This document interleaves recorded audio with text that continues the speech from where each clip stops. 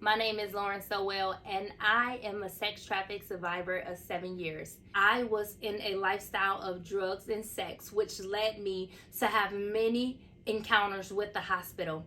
During those encounters, I was just a minor. At 14 years old, going into the hospital, and my pimp brought me in. I was judged because of the clothes I wore and because of the many STDs that were on my history. So when I came in pain from being raped, I was not treated like a rape victim, but I was treated like a repeated offender. Even within the hospital, they never asked the pimp to leave, and because of that, I had many negative experiences. I was not seen as a victim at all, and because of it, I always went back home with my pimp. The nurses would judge me because all of the drug history that was on my record, and as well as all of the STDs that were on my record. They would make jokes outside of my room about how many STDs that I had and how many drug choices that were on my record. So I never really got the medicine that I needed or the help that I needed. Again, I was just a minor, and they did not understand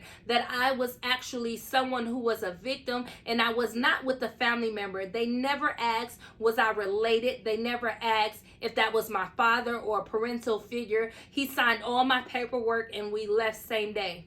On the flip, there were some positive experiences within the hospital. When I finally got to tell people my story and I finally got away from my pimp, they began to see me as a human being. They began to give me resources. But if I had advice to give now, I would say that I would have wanted someone to see me as the human that I was back then. An actual person that needed to be saved out of the horror that she faced every night. I would have wanted a nurse or a doctor to ask me, am I okay? I would have honestly wanted a nurse or a doctor to ask me, hey, can you tell me about yourself? I would have wanted that person to interview me and not get their perception from what they have read in the history of my paper. Even now, there are some times that nurses and doctors judge my paperwork on my hospital record instead of asking me the story, or instead of accusing me or blaming me for just being an addict trying to push drugs, but actually seeing that I, Lauren Elizabeth Sowell, I am not a victim and I am not an addict. I'm actually in recovery and I am somebody with a voice. And back then I would have loved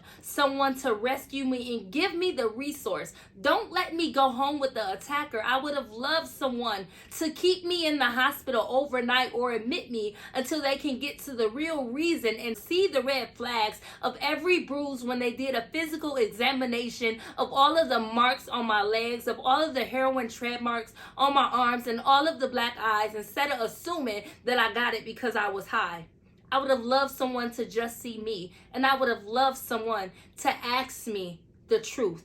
There are so many victims who don't have a voice because they feel like their voice does not matter. So please reassure them that they are safe in your care. They are safe with you, and they do know that you care about them and that they are loved.